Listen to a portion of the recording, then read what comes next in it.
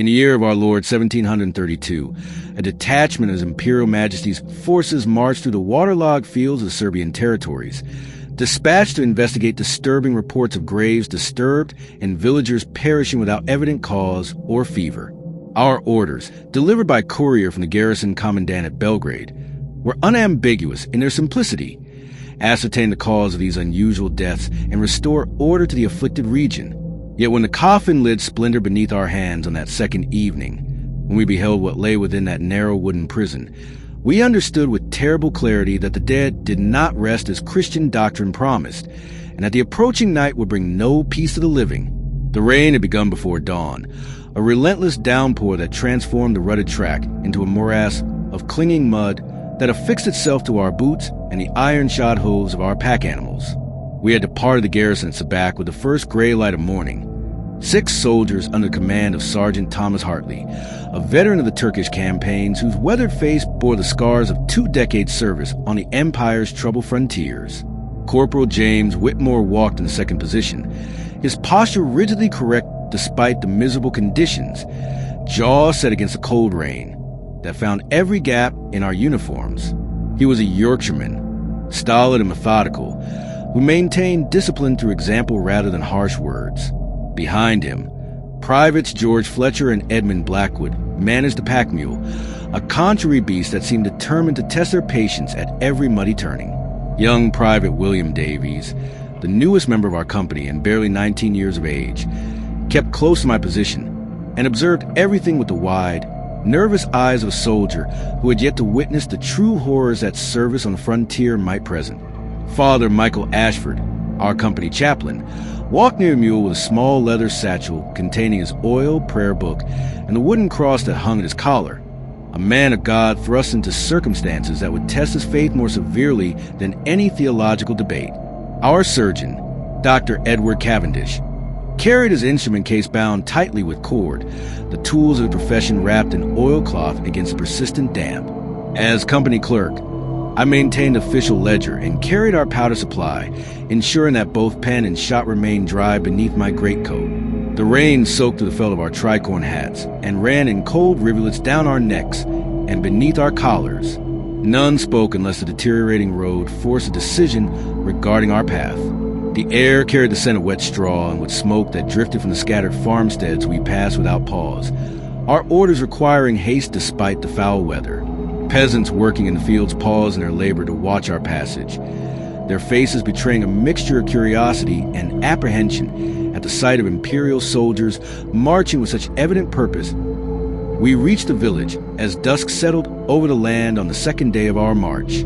The settlement consisted of perhaps 30 low dwellings that sat close to the earth, constructed of timber and fieldstone with roofs of sod and thatch. Smoke from cooking fires lay flat over the rooftops, pressed down by the heavy air. No dogs announced our arrival, though I could hear them whimpering behind closed doors. Every entrance was barred. A small church of rough-hewn stone stood at the settlement's edge near a grove of poplars, whose bare branches clawed at the darkening sky. The village headman met us at the lane that served as the main thoroughfare. He identified himself as Thomas Radcliffe, though his accent and features suggested this was an anglicization of his baptismal name. His eyes were red-rimmed and raw from lack of sleep, and his voice emerged as a rasp that spoke of many nights spent wakeful and afraid. He led us into his dwelling and provided bread, boiled barley, and places near his fire. Father Ashford offered thanks for his hospitality. The single room smelled powerfully of damp wool and smoke. An elderly woman lay upon a wooden bench in the shadows, a wet cloth draped across her forehead. She coughed once, a wet, rattling sound, and then lay still. Radcliffe recounted his tale in short, clipped sentences, his words emerging as if each cost him considerable effort. 3 children had died over the course of 9 nights. An old woman, his wife's mother, had followed on the 10th day. None had burned with fever or cried out in delirium. They had simply weakened as dawn approached and failed to wake when the sun rose. 2 milk cows had been discovered with their throats torn open at first light, their bodies still warm, yet no tracks matched either boot or animal paw. A young mother woke each night gasping for breath, feeling a heavy pressure across her chest that pinned her to her bed. Blood ran from her nose without apparent cause or injury. The men of the village had taken to lighting bundles of straw at the corners of their yards after sunset and setting small branches of hawthorn above their doorways. Someone had noticed that a grave beside the church wall had sunk lower than the others. A small wooden cross that had been planted there at burial had snapped clean through at its middle. No one would stand in the churchyard after the sun descended below the horizon. Radcliffe spoke without inflection, as if the weight of many sleepless nights had scraped all emotion from his voice. Corporal Whitmore inquired about strangers on the roads, deserters from the army, traveling merchants, or river traders who might harbor disease or criminal intent. Radcliffe shook his head emphatically. He explained that a farm laborer named Michael Richardson had fallen from a hay wagon approximately 1 month prior and died before mourning for his injuries. The sunken grave was his resting place. No one had disturbed the earth there since his burial. He insisted.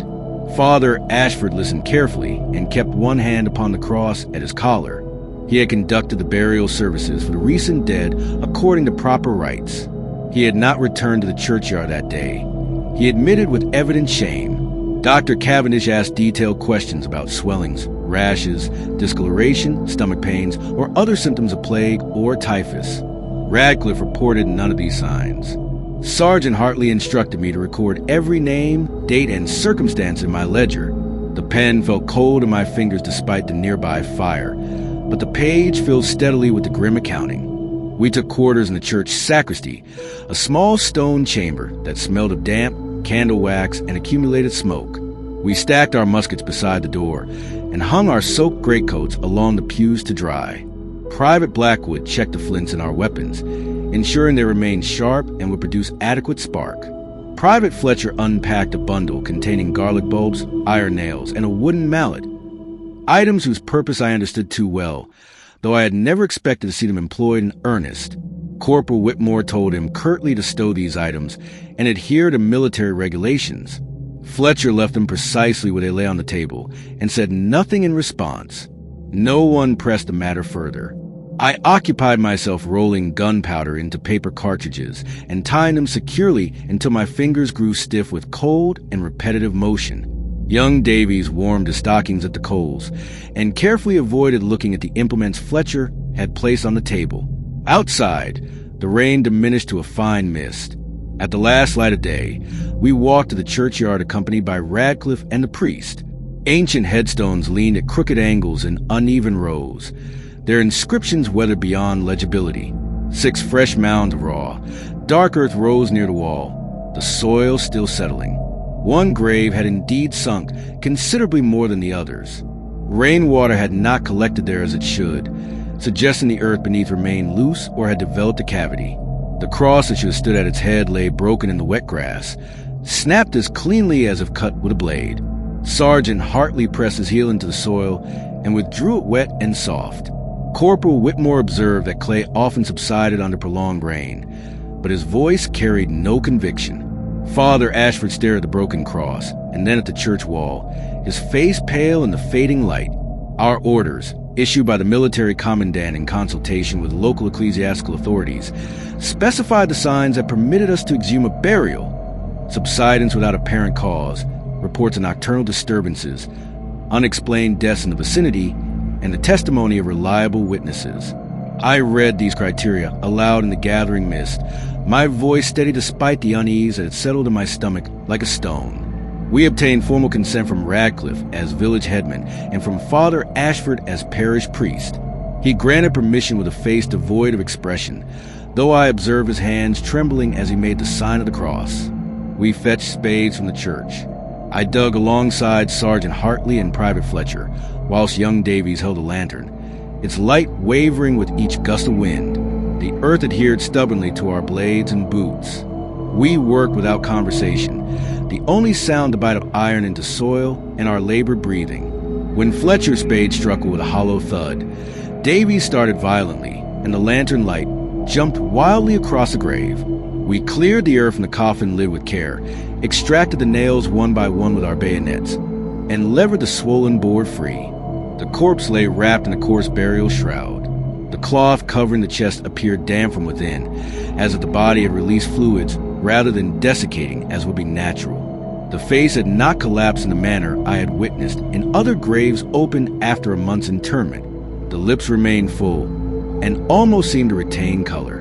A dark smear marked the corner of the mouth and still glistened wetly in the lantern light.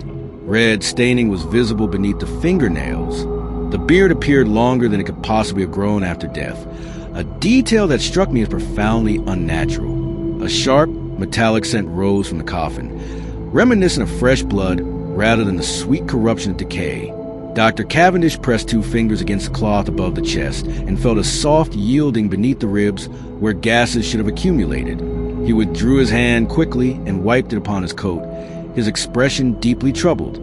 No one spoke for a considerable while.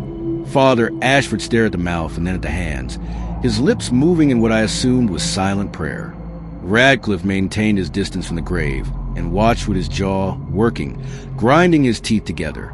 Corporal Whitmore instructed us to seal the coffin, replace the earth, and maintain watch throughout the night. He stated that we would take further measures at dawn if circumstances warranted. Sergeant Hartley agreed with this assessment. We replaced the lid, hammered the nails back into position, and refilled the grave. Hartley placed a broken cross atop the mound until a new one could be fashioned. Full darkness had descended by the time we completed this labor. We established watch positions according to standard military procedure. Hartley posted Davies and myself beside the sunken grave. Whitmore took position at the church door. Fletcher and Blackwood covered the wall. Hartley himself walked a patrol line between our positions. The rain ceased entirely, and the air grew markedly colder. A narrow crescent moon climbed above the poplars, providing barely sufficient light to distinguish shapes. No doors opened in the village. No dog barked. I could hear a stream somewhere beyond the fields and cattle shifting restlessly in their shelter. I sat with my musket across my knees and attempted to measure the passage of time by counting breaths. Davies rubbed his palms along the stock of his weapon to maintain feeling in his fingers. I instructed him to conserve the lantern oil. He nodded and extinguished the flame, setting the lantern beside him. Near midnight, or what I judged be near that hour, a distinctive smell drifted along the lane beyond the churchyard wall. It precisely matched the sharp scent that had risen from the open coffin. I signaled silently to Davies. He froze in position and reached for the lantern, but wisely did not light it. A thin sound followed the smell, unlike any I had heard before. It was not a footstep or a breath. Rather, it resembled a slow pulling or drawing, followed by a swallowing sound. Careful, small, deliberate. My teeth clenched involuntarily. I lifted my musket and moved cautiously to a gap in the stone wall. Wet leaves lay along the lane. The narrow path led toward the cattle shelter and the village well. I waved urgently to Sergeant Hartley. He came at once with Whitmore close behind. We climbed the wall and dropped into the lane as quietly as possible.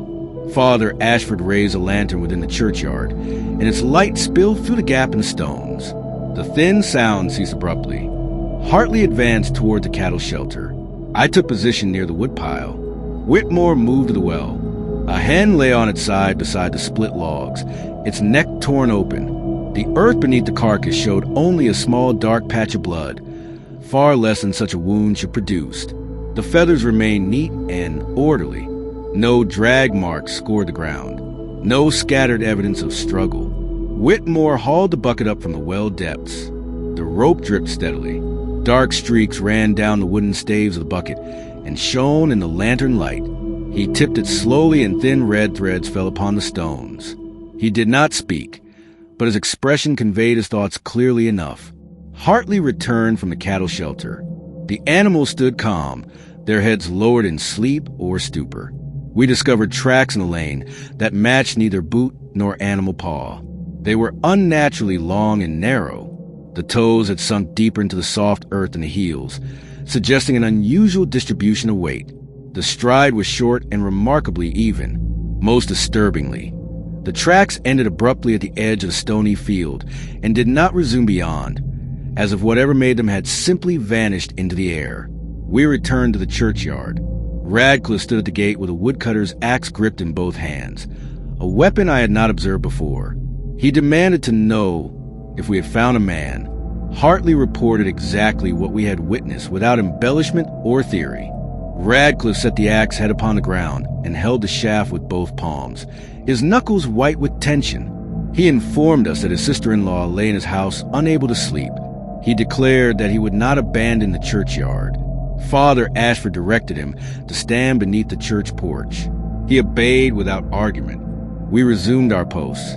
The lamp oil ran low and we allowed the lantern to die, conserving what remained. The moon provided sufficient illumination to mark the wall and the dark humps of graves. Davies asked in a barely audible voice whether the dead could call the living by name. I told him that people often frightened themselves and subsequently heard what they feared most. He fell silent, but I could hear his rapid breathing in the darkness. I felt the weight of the musket growing heavy in my arms and shifted position regularly to maintain circulation in my hands. The pressure of our situation weighed upon me. The responsibility to protect these villagers, the uncertainty of what we faced, and the growing conviction that our military training had not prepared us for this particular adversary. In the final hour before dawn, a whisper rose from behind the church door. It was thin, steady, and pressed intimately close to the wood as if a mouth touched directly against the planks. I could distinguish no words, yet the sound carried an undeniable intentionality.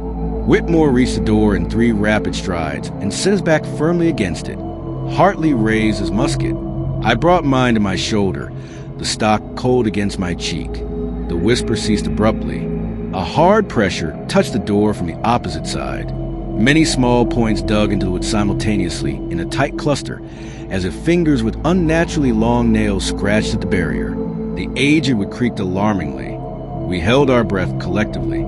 The pressure eased and returned, then eased again, then departed entirely. No latch moved. No foot crossed the threshold. No shadow darkened the narrow gap beneath the door.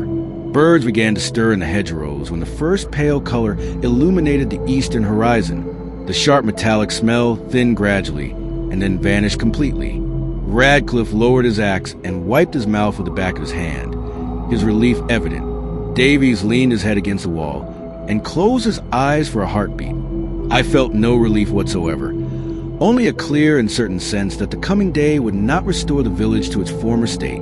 Sergeant Hartley instructed us to maintain our positions until full daylight and then assemble in the sacristy to determine our next course of action. I checked the flint of my musket with my thumb, felt its rough edge, and waited for the sun to clear the trees, my mind already contemplating the grim work that lay ahead.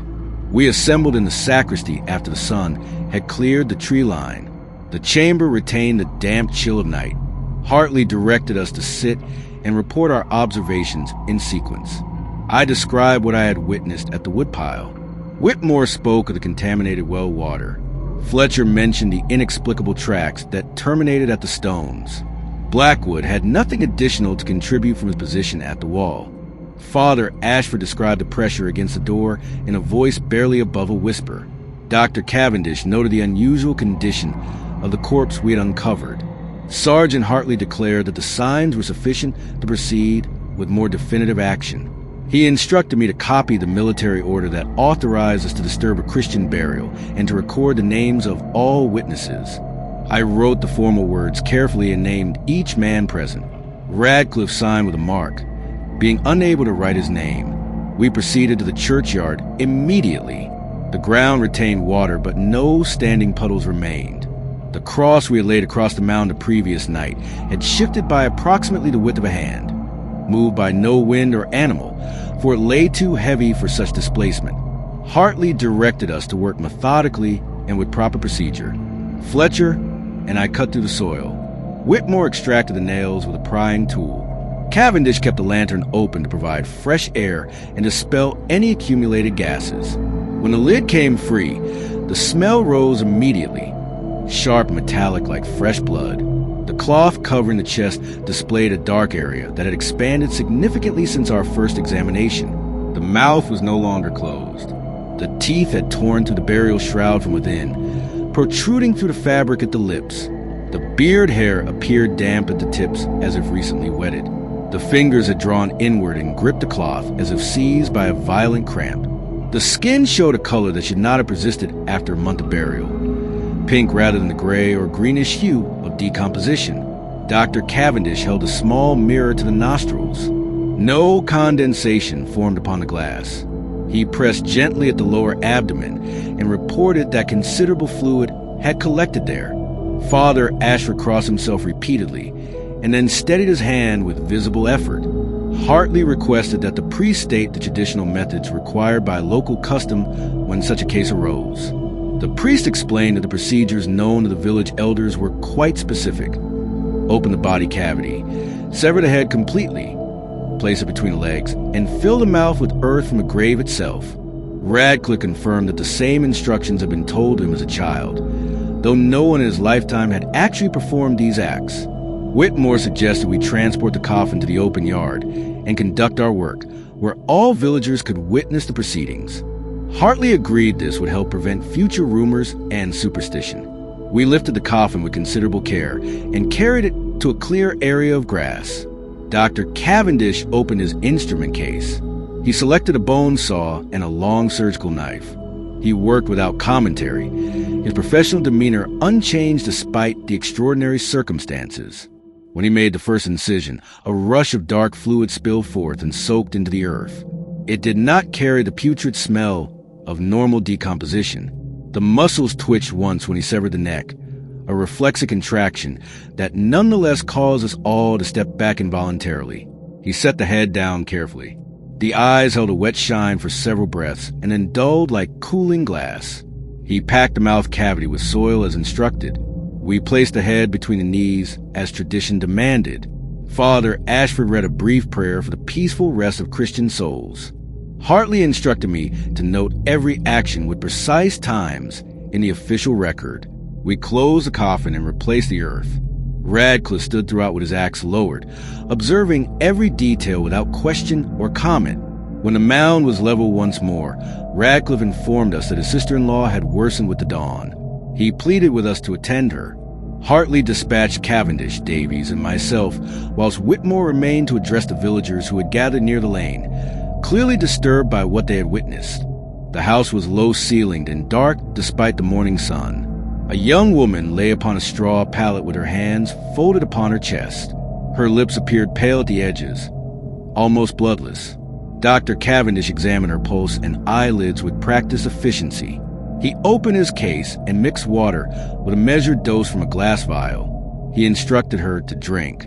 She complied with evident effort, her hands trembling as she held the cup. Two small children watched in the corner, their eyes wide with fear. A man, presumably her husband, stood near the door with his face turned away, unable or unwilling to meet our gaze. The woman spoke in an exhausted voice. She described a weight that pressed upon her each night and held her completely immobile. She could not cry out or call for help. She felt breath upon her neck, but could not lift a hand to defend herself. With the first light of dawn, the oppressive weight departed. No one in the household had observed anything unusual during these episodes. Dr. Cavendish noted small puncture marks on the side of her throat. Not deep wounds, already closing, but unmistakably present. He cleaned them thoroughly with spirits and applied a clean cloth dressing. He instructed her to rest throughout the day and to sleep with others in the same room that night for protection. He told the husband to hang branches of hawthorn over every window and to maintain a candle burning until dawn. The man nodded vigorously, clearly willing to attempt any remedy. We inspected the cattle shelter adjacent to the house.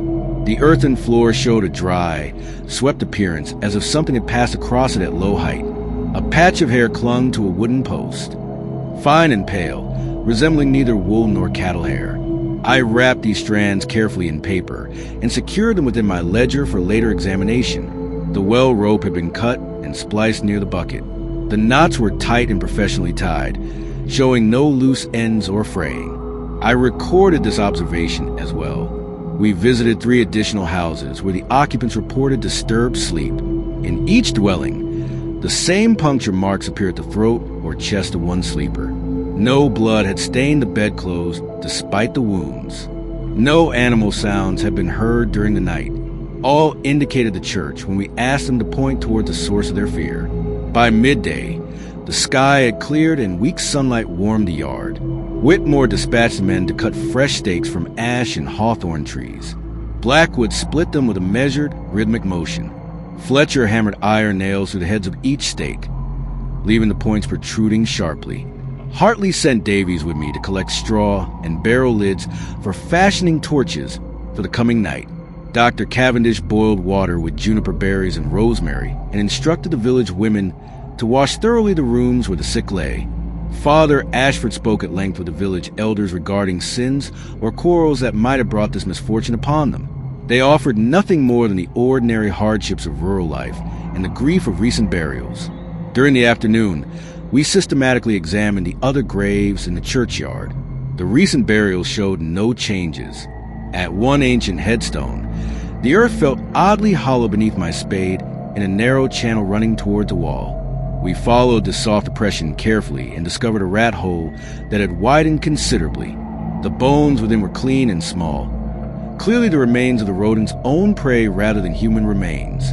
Fletcher cursed and marked the hole's location with quicklime. He observed that rats stirred considerable fear when they tunneled beneath the earth. Whitmore acknowledged this, but noted it failed to explain the other phenomena we had witnessed. Hartley remarked that both explanations could hold some truth and directed us to continue our work. As the sun began its descent, we confirmed our plan for the coming night. Whitmore and Blackwood would guard the church door once more. Hartley and I would maintain watch over the churchyard, paying particular attention to the disturbed grave. Fletcher and Davies would position themselves in the lane between the well and the cattle shelter. Father Ashford and Dr. Cavendish would visit the afflicted households and remain at the house of the young woman who had been most severely affected. Radcliffe and 3 trusted men would maintain watch near the poplar grove with torches and axes, instructed not to engage directly, but to raise an alarm if they observed any shape crossing the path. We agreed upon 3 horn blasts to signal immediate danger, and 1 blast to summon all personnel to a central position. I tested the horn and verified that the carrying cord remained secure. Before we separated to our positions, we consumed a meal of bread, cheese, and boiled root vegetables. The food sat heavily in my stomach, but provided necessary strength. Hartley spoke briefly to each of us in turn. He instructed me to wait for clear signs and not to discharge my weapon at shadows or imagined threats. He told Davies to maintain composure and to speak immediately if he felt weakness or fear overwhelming his judgment. Davies nodded, his jaw set with determination. Whitmore cleaned his flintlock mechanism and ensured his powder remained dry. Fletcher tucked a small crucifix beneath his coat and said nothing. Blackwood checked the torches systematically. Dr. Cavendish refilled his medical case with fresh supplies. Father Ashford took holy oil and a small spade for purposes I preferred not to contemplate too closely. The first hour of darkness passed with only the ordinary sounds of village life. A door creaked and closed. Cattle shifted in their shelter. A woman sang to a child in a low, soothing voice that eventually ceased. The air cooled and then stabilized at a penetrating chill. The sharp metallic scent did not arrive immediately as it had the previous night.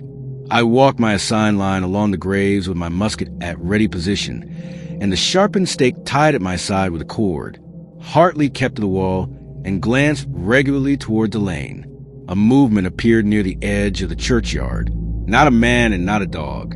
It remained low to the ground, less a distinct body crossing the open space than a change in the shape of the darkness itself. I lifted the horn but restrained myself, wanting to confirm what I observed before raising an alarm. I felt my breath shorten and counted deliberately to steady it. The shape halted and flattened itself against the headstone. It appeared as if the shadow thickened, then thinned, then thickened once more, a distortion of darkness rather than a solid form. I signaled silently to Hartley. He approached without sound and positioned himself at my shoulder. The shape slid toward the grave we had opened and then resealed. It stopped at the head of the mound. It drew back slightly and then pressed downward upon the earth above the coffin. The soil actually dented as if a palm had pressed firmly upon it. An impossibility, given that we had compacted it thoroughly only hours before. I raised the horn to my lips and blew 3 sharp blasts. The sound shattered the stillness and rolled across the houses. Whitmore answered with a single blast from the church door to acknowledge he had heard. Fletcher's torch flared brilliantly beyond the wall. Radcliffe's men shouted from their position near the poplars. The shape turned its head towards these sounds. I glimpsed a long, bare scalp in the weak moonlight, stretched thin over bone with fine hair, remaining only at the nape. The face remained lowered and did not show itself clearly. Hartley advanced with his bayonet fixed to his musket. I stepped forward with him, my weapon leveled. The shape slid backwards along the grass with a smooth motion that demonstrated no visible effort. Not walking, not crawling, but gliding as if across ice. It passed the ancient headstones and reached the wall. It did not climb over the barrier. Instead, it passed through the narrow gap like smoke might pass through a crack. Yet there was no movement of air. My skin lifted with sensation I cannot adequately explain by reference to wind or temperature, a profound wrongness that my body recognized even if my mind struggled to comprehend. I followed rapidly to the gap, but the shape had vanished completely from sight. Whitmore joined us at the wall within seconds. He reported that the door had held firm, and nothing had pressed against it this time. Fletcher and Davies arrived with torches, their flames streaming in the breeze. Davies breathed rapidly and gripped his musket too high on the stock. Hartley instructed him calmly to lower his hands and slow his breathing. Radcliffe's men maintained their position at the gate as ordered, axes ready. We stood in tense silence and listened intently. A child cried once somewhere in the village and fell silent. Then a cry that unmistakably belonged to an adult, male, came from the lane near the well. We ran toward the sound. Torch smoke trailed behind us along the stones. At the well, a farmer lay upon his back with his throat torn open horrifically. The cut was clean-edged and deep, severing the major vessels. Blood soaked his shirt thoroughly, but had not spread extensively upon the ground, drained or consumed rather than spilled. I realized with horror. His eyes moved but did not focus. Dr. Cavendish reached us at a run with his instrument case. He pressed cloth firmly to the wound and instructed the man to hold it in place. The man's hands did not obey the command. He died between one breath and the next, his eyes glazing as we watched helplessly. We searched the immediate area around the well with torches held low to illuminate the ground. The stone showed a wet trail leading toward the road and then vanishing abruptly at a section of hard-packed earth.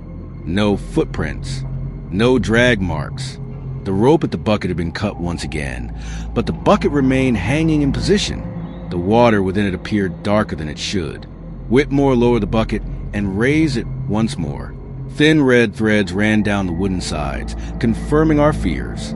He lowered it again and left it there, the well now unusable. We carried the dead man into the church with all due respect. The villagers who had gathered at the gate began to murmur amongst themselves, their voices rising with fear and anger. Hartley addressed them firmly. He ordered them to go indoors immediately and secure their doors. He instructed them to sleep in groups for mutual protection. He emphasized the critical importance of maintaining a light burning throughout the night. He assured them we would maintain our watch for the remainder of the night. The murmuring transformed into low prayers that gradually faded as doors closed and were barred.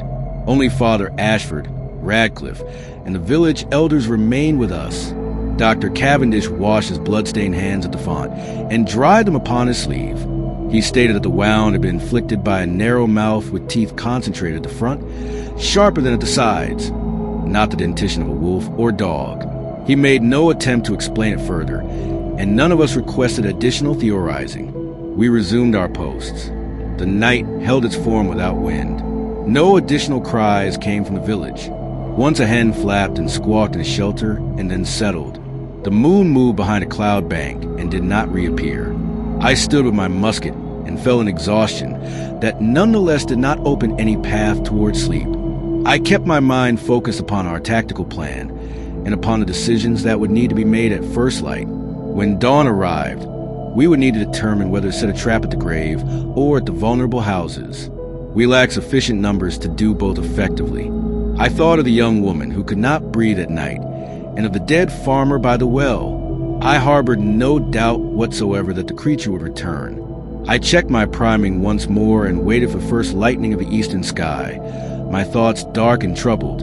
The first pale color appeared in the east slowly, almost reluctantly. The torches had burned the stubs and produced only thin smoke. Hartley summoned us together. His face appeared drawn and aged, his eyes dark-circled. He stated bluntly that we had prevented nothing. The desecration of the grave had proved insufficient. The creature had departed the churchyard and killed a man in full strength. We needed to force a confrontation before additional deaths occurred. He assigned tasks for the coming day. Whitmore and I would walk through the village and inquire whether anyone had worsened during the night. Fletcher and Davies would excavate the grave once more and observe for any movement beneath the soil. Blackwood would fashion additional stakes. Dr. Cavendish would attend the afflicted. Father Ashford would bless every room in every house. Radcliffe and his men would guard the perimeter of the fields. Whitmore and I proceeded door to door. At one dwelling, we discovered a young girl pale and weakened with blood at the corner of her mouth. Her mother reported that she had cried out once in her sleep and then lain utterly still. Dr. Cavendish accompanied us and examined her thoroughly. He observed that her pulse raced irregularly and her breathing was dangerously shallow. He washed the marks upon her neck with wine and pressed cloths to staunch the slight seepage. He administered herbs steeped in hot water, but I observed him shake his head gravely when he believed she could not see the gesture. At 2 additional houses, the occupants reported hearing distinct scratching sounds upon the shutters throughout the night, though no one stood outside when they summoned courage to open their doors and investigate. At a barn on the village outskirts, we discovered Calf lying dead with its belly torn open. The wound was located at the chest rather than the throat. The calf's eyes appeared unnaturally wide and flat, its tongue blackened and protruding. I recorded each gruesome detail in my ledger with meticulous care. The pages grew heavy with the accumulated weight of these testimonies. When we returned to the churchyard, Davies and Fletcher stood pale and silent beside the reopened grave. They had excavated it at first light as ordered. The sight that greeted us defied all natural explanation. The coffin lay split open from within. The head we had so carefully placed between the knees had vanished entirely. The burial shroud had shifted as if violently dragged. The mouth was empty of the soil we had packed there. Most disturbing of all, the coffin lid had not been forced from above by external interference. The nails had bent outward from inside, as if tremendous force had been applied from within the coffin itself. Davies crossed himself repeatedly, his hands shaking. Fletcher spat into the dirt and declared angrily that our work had accomplished nothing. Hartley told him sharply to control his tongue and maintain discipline. We lowered the lid once more and sealed it with fresh nails, though not a man amongst us believed it would restrain whatever lay beneath for even a single night. By noon, the sky had turned white with heat, an unseasonable warmth that seemed unnatural after the cold rain. The village appeared diminished beneath it, as if the roofs pressed lower toward the earth. No one lingered in the open. We observed curtains shifting at windows. Doors remained firmly bolted. The air held completely still, without even the slightest breeze. Hartley announced that we would not wait passively for the creature to strike again under cover of darkness. He declared we would set a trap during daylight hours when the thing might be weakened by the sun. Whitmore asked reasonably how we could bait something that possessed no consistent physical form. Father Ashford suggested that the grave served as its anchor to this world. If it returned to its resting place, we could confront it with fire and prayer combined. Radcliffe stated firmly that he would stand with us in this final confrontation. Hartley ordered straw, lamp oil, and additional firewood to be gathered immediately. We stacked these combustible materials near the disturbed grave. The villagers assisted with their heads bowed and their mouths closed, too frightened even for conversation. The afternoon passed without sound except for the rhythmic chopping of stakes and the metallic ring of hammers driving nails. Dr. Cavendish remained with the afflicted girl and the young mother, monitoring their deteriorating condition. He returned once to report that both had slipped further towards death. Their faces had turned gray. Their lips trembled with each shallow breath. He stated grimly that if the creature was not stopped immediately, no bed in the village would remain safe. Hartley listened without response. He methodically sharpened his bayonet upon a whetstone and watched the grave as the sun descended towards the horizon. Private Fletcher observed movement near the poplar grove. A man stood at the edge of the field, regarding us silently. He appeared unnaturally thin with shoulders sharp and prominent through his coat. His face remained hidden by the low angle of the sunlight. He raised one arm as if in greeting, but made no move to approach closer. Radcliffe shouted a name, Richardson, the man who had been dead and buried for a month. The figure turned slowly, and the back of his shirt showed torn fabric and pale skin visible at the nape of the neck. Then it dropped into a crouch and crossed into the field with a stride that covered ground far too rapidly for normal walking. By the time we reached the hedge boundary, it had vanished completely. The crops lay unbent by its passage. The soil showed no footprints whatsoever. We stood with muskets raised and ready, but no shape returned. We walked back to the churchyard with our decision fixed and final. We would set fire to the grave that very night and hold our ground until nothing remained that could threaten the living. Father Ashford recited prayers as we laid the straw in careful layers, doused everything thoroughly with lamp oil, and arranged firewood in a ring around the mound. We placed torches within easy reach, but did not ignite them yet. Hartley ordered us to maintain our assigned posts as before. When full darkness descended, we would strike the fire and ensure it burned completely. He instructed us emphatically not to turn from the grave regardless of what we might see or hear. The sky deepened through shades of blue to indigo. A wind rose for the first time in several days, low and steady as if drawn from the earth itself rather than descending from the atmosphere. Doors throughout the village shut with unusual force. Dogs barked once in a chorus and then fell silent simultaneously. Our torches flickered and streamed in the breeze. The distinctive scent returned, metallic and raw like fresh blood. Davies clenched the signal horn in his fist, knuckles white. Fletcher gripped his sharpened stake. I steadied my musket and felt perspiration on my neck despite the cold wind. The soil at the mound shifted perceptibly. Initially, it appeared as nothing more than a ripple across the surface. Then a clear bulge developed as if something pressed upward from below with considerable force. The earth cracked open with an audible sound. A pale hand broke through, its fingernails long and dark with encrusted soil. Father Ashford shouted for us to hold our positions and maintain our ground. Hartley gave the order we had all anticipated. We set our torches to the prepared straw. Flame caught instantly and climbed rapidly around the coffin. The hand withdrew momentarily, then struck again with increased violence. The mound split wider. A head rose from the earth, gray-skinned and smeared with soil. The eyes shone bright, with an unnatural wet gleam that reflected the firelight. The mouth opened, and the teeth gleamed red in the flames. Whitmore discharged his musket without hesitation.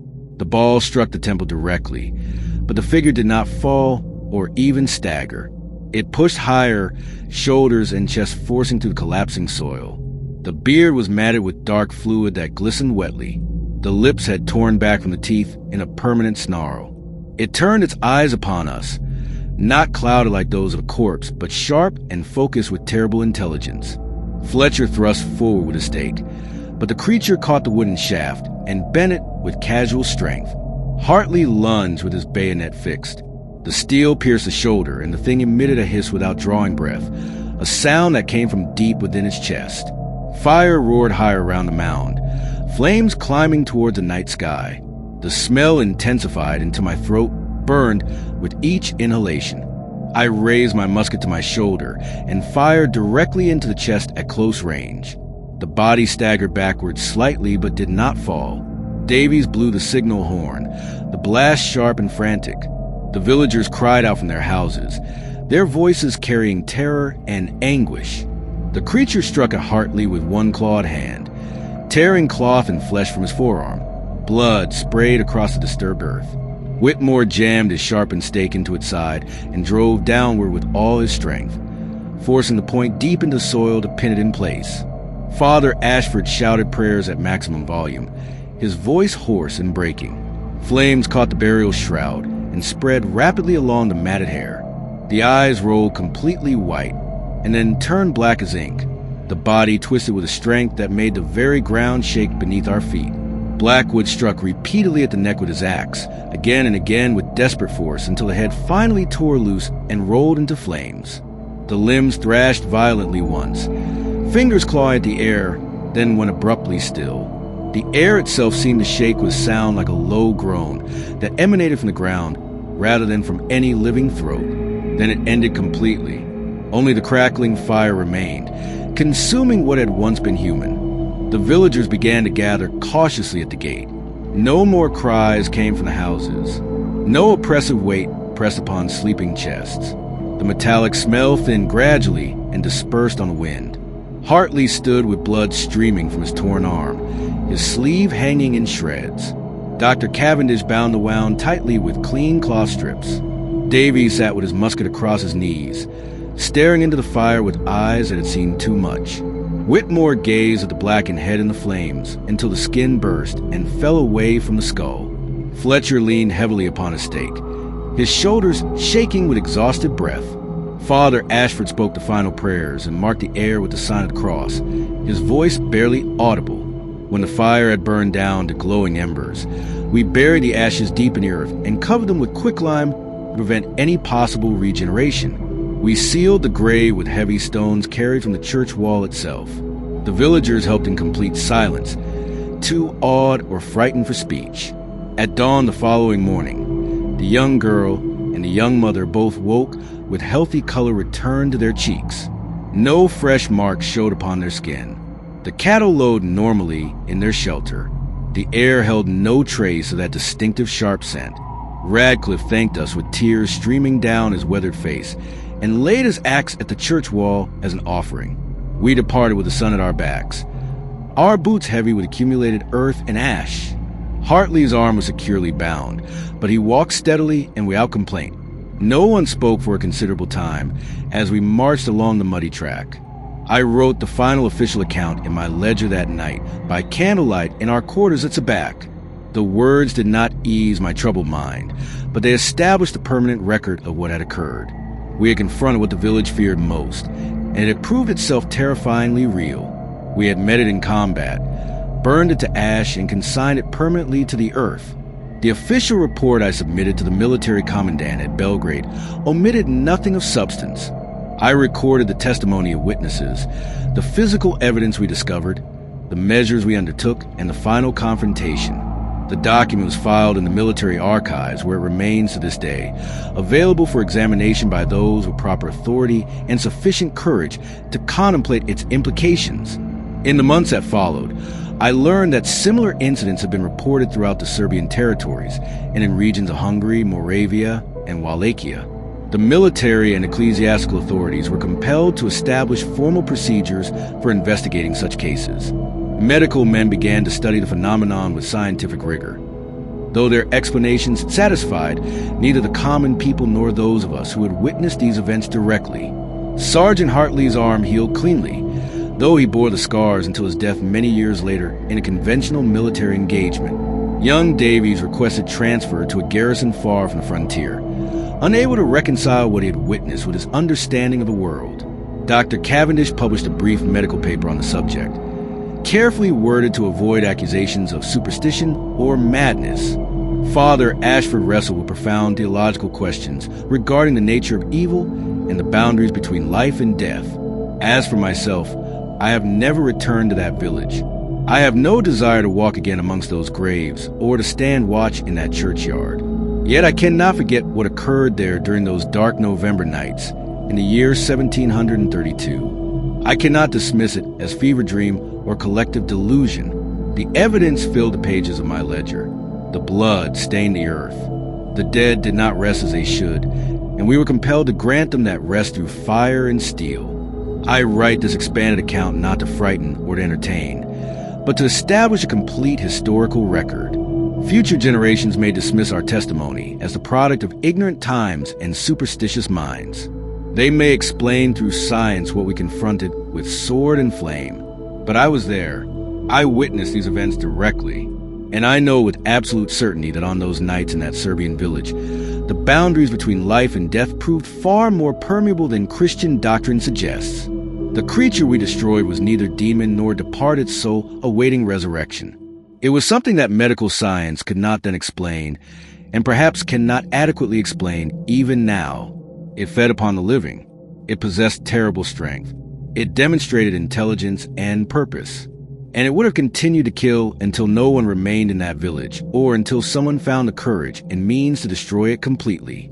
We were soldiers, trained for conventional warfare against human adversaries. We found ourselves instead confronting an enemy that defied every principle of military tactics and natural philosophy. We adapted, we learned, we prevailed, but the cost was measured not merely in blood and exhaustion, but in the permanent alteration of our understanding of the world's true nature.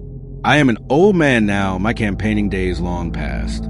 I have fought in conventional battles and skirmishes across half the empire. I have faced Turkish cavalry and Prussian infantry.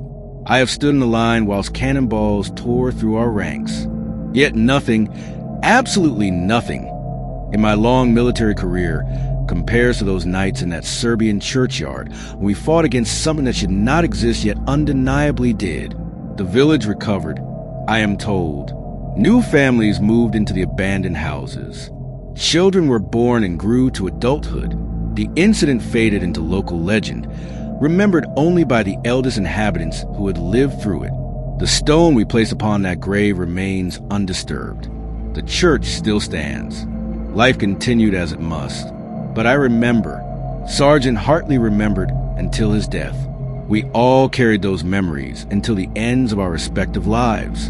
And now I commit this account to writing so that others might know the truth of what occurred, stripped of embellishment or supernatural interpretation.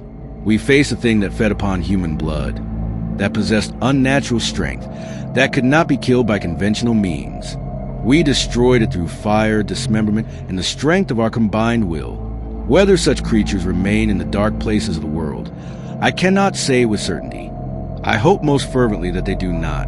But if they do, if similar reports reach the authorities from remote villages on the empire's frontiers, I trust that this account will serve as both warning and instruction. Do not dismiss such reports as peasant superstition. Do not delay in taking decisive action. Do not attempt to confront such a creature without adequate preparation and sufficient force. We were fortunate. We possessed the military discipline, the necessary tools, and just barely sufficient courage. Others might not be so fortunate. Let this account stand as testimony to what occurred and as guidance to those who might face similar horrors in years to come. I have recorded the truth as I witnessed it. Let others judge whether to believe or dismiss these words. I have fulfilled my obligation to history and to memory. The rest I leave to Providence and to time. Signed this day, the 15th of March, in the year of our Lord 1734, at the garrison of Belgrade, Private Henry Ashworth, Imperial Army, 3rd Regiment of Foot Clerk and witness to the Medveja incident,